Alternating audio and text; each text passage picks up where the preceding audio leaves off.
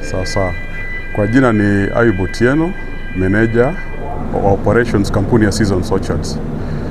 Seasons Orchards tunazihusisha na ununuzi na usafirishaji wa matunda aina ya parachichi. Kwa hiyo hapa ndio process zetu zinaanza. Tunapokea matunda kutoka kwa wakulima wadogo wadogo, tunasafirisha kwa gari za kawaida kama vile mnavyoona hizi Fuso na Makenta. Yakishafika hapa yanashushwa. Yakishushwa tunahakiki kilo kutumia mzani, na kwamba kilo tulioambiwa inatoka kijiji fulani, tunakuja tunahakiki hapa. Tukisha hakiki kutumia mzani, matunda yanaingizwa ndani. Kwa naomba tuingie tu. Sasa ngoja. Huu mzani ni wa gani? Huu ni wa tani moja. Ni tani moja. Ndio.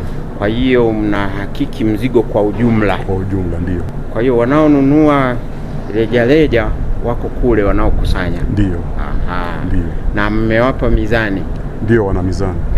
Ile mizani sasa inakuwaje, uhakika wake ukoje?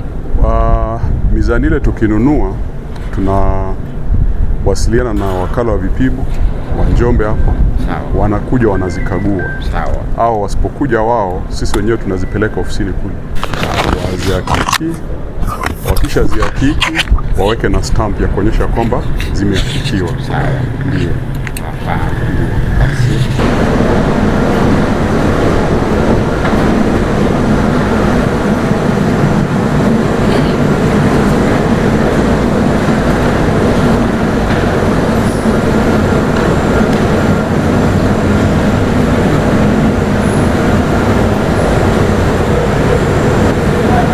Hongereni sana.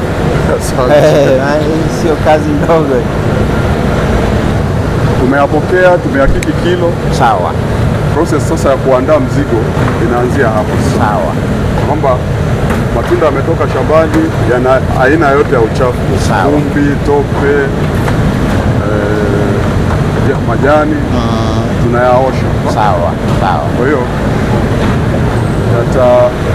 yatatembea kwenye conveyor. Sawa. Mpaka ule upande mwingine. Kufika hapa ni process tu ya kukagua ubora. Sawa. Kwa matunda ambayo hayaruhusi kuenda sokoni. Sawa.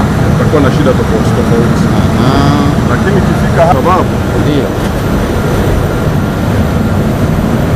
ukiangalia tunda hili ama haya matunda ni size tofauti, yana ukubwa tofauti. Sawa. Kwa hiyo yana uzani tofauti. Sawa. Uzito tofauti. Sawa. Kwa hiyo kuna equipment ya kupima hapa. Sawa. Kila tunda. Sawa.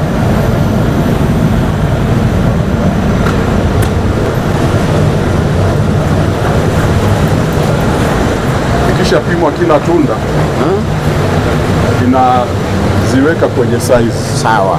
Matunda makubwa, ya kati mpaka na madogo. Sawa. Kwa hiyo tuna aina mbili ya vifuko. Sawa. Matunda madogo tunaweka kwenye package ya kilo 10.